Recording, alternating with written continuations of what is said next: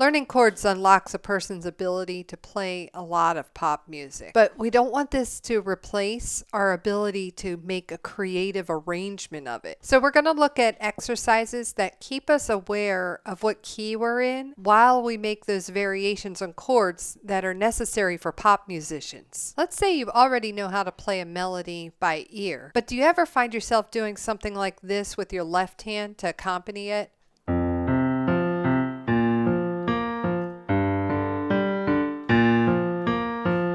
And you repeat that same pattern over and over. There's nothing wrong with doing something like this, but it does lock you into this left hand, right hand separate thinking, and it's hard to break into more creative ways of harmonizing with the melody. So here's the solution. The left hand's job is to play the single bass line note,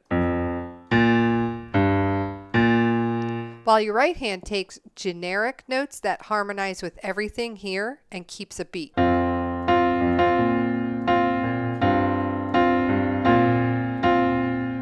You can choose whether it's high or low, but you might be wondering, if the right hand is now doing the harmonies, how am I going to play the melody of the song? Well, we need a couple of tools that make it easy for your right hand to do both. So we want to recall what key we're in, which is F, and play the first, fourth, and fifth note in that key.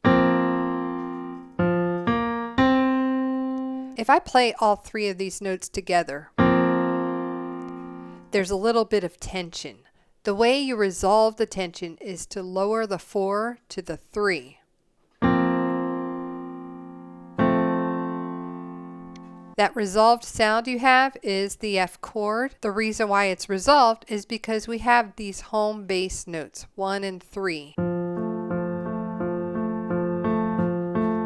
I draw attention to the F chord by lowering the 4 to the 3 so we can remember that that can add a bit of interest when you reel it in home.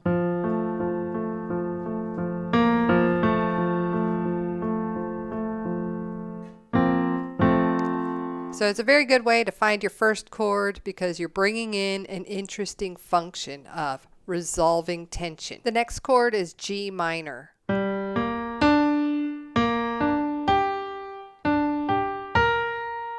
We want to always remember there's 3 ways to play any 3-note chord. What you want to do is find the chord that is in the range that matches the melody. Then you'll have extra notes to embellish the melody when you learn to play it. Along December by Counting Crows is our example song here. We're not really playing the melody on piano, but we're playing the chords in their most efficient movements.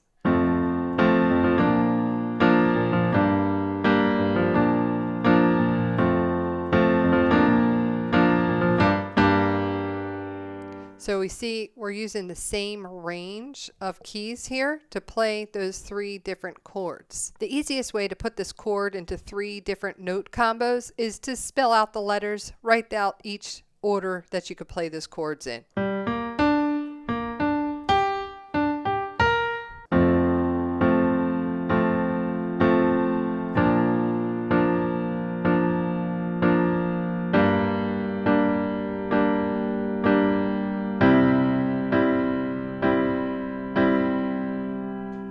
In the end, your right hand can do a few things. First, it can play the melody with a few harmonizing notes.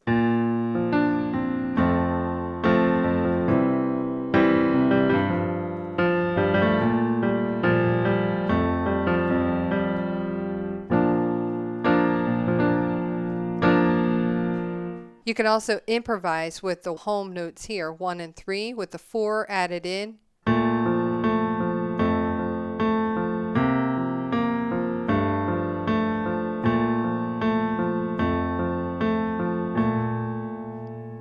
And you can also do efficient chords to replace parts of the melody.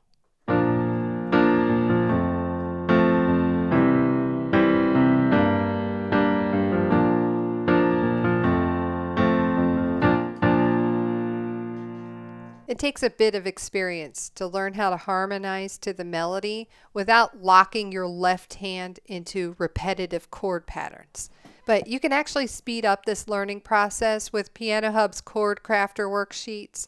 Check out this next tutorial to get your free printable worksheet. And as always, if you find this information valuable, please like, comment, and subscribe. I do enjoy making these resources available to everyone.